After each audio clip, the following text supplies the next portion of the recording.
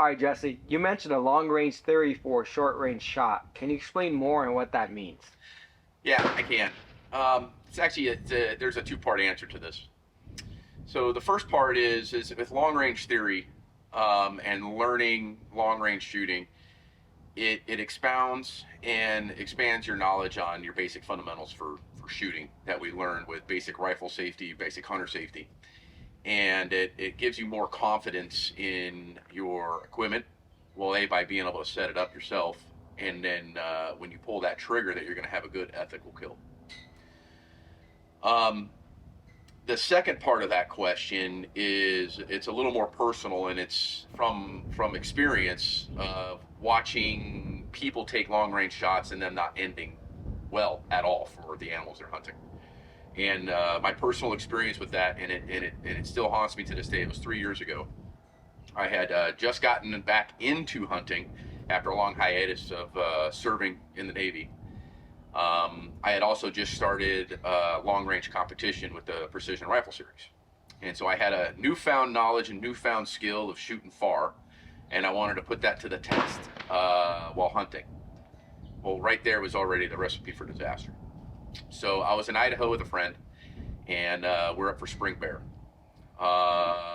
After almost a week of looking, we spotted the bear we wanted to shoot. When I initially spotted him, I was about 1,200 yards from him. It was across the ridge. He was on the other side. And following the trail down, the closest point I could actually get to that bear with him unobstructed and me unobstructed was about 850 yards in between there. When I ranged him, before I pulled the trigger, it was 846. And he was sitting on top of a log. I pulled the trigger, and I hit him. And it looked like I hit him a little bit further back than I wanted to. And he got stoned. He rolled about 15 feet down this hill. We sat and we waited. I was really excited, which I think any hunter would be after a long hunt. And he ended up getting back up, and it appeared to be he was feeding, but he was so far away we really couldn't tell. And so I decided to throw another round downrange, the same yards. I missed him by about 6 inches onto a log, and he got up and he ran away. We gathered our gear, we ran down, we got up to the other side, we saw the point of impact, saw plenty of blood. Also saw the trail, and it looked like he was dragging one of his rear legs. Well, we looked for 3 days, and I did not find that animal anywhere.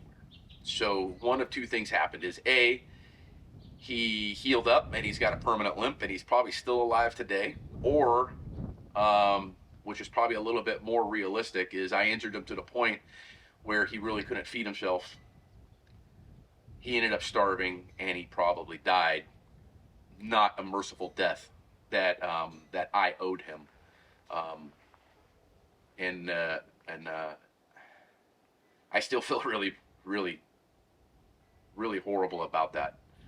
It was a lesson that I learned the very hard way, and it's a lesson that I learned through the bear's expense, which should not have happened. It was a long-range shooting was a new toy for me, and like any new toy that anybody gets, no matter your age, you want to show it off, right? And I'll never do that again. I've watched YouTube videos, I've seen videos of hunting, I've seen hunting shows where guys are making 1,000-yard shots on elk, on deer, on bear. And they're making most of it, they're all good kill shots.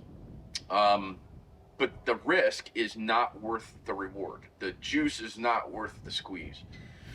Meaning that when I pulled that trigger on that bear at 846 yards, that flight time was long enough that as soon as I pulled that trigger exactly where I put it on his shoulder, he took half a step, and that half a step was 6-7 inches. And that 6 or 7 inches in that short amount of time is the difference between making an ethical kill and injuring an animal and possibly just giving that animal a miserable quality of life. And I'll never do that again. When I say a long range shot, that's relative. I personally, I would say anything longer than 450 yards, 500 yards, don't shoot. Don't shoot it. It's not worth it. Get them in closer. And if you're scared to get closer because you might bump them or push them away, become a better hunter. Get in closer, test your skills, and kill the animal the way it deserves. And that's why I'm very passionate about that. I know I've gotten a lot of questions about doing a long range clinic for hunting, and this is the reason I want to do it, is to show people that you can have confidence in your gear, that you can do this, but you apply those principles to a short range kill. You are going to kill that animal. You're going to harvest that animal more ethically and more humane, right? One bullet in the right spot is way more, it's the right answer, is really what it comes down to. I can sit here and stutter and fumble and make up some more words, but it's the right answer.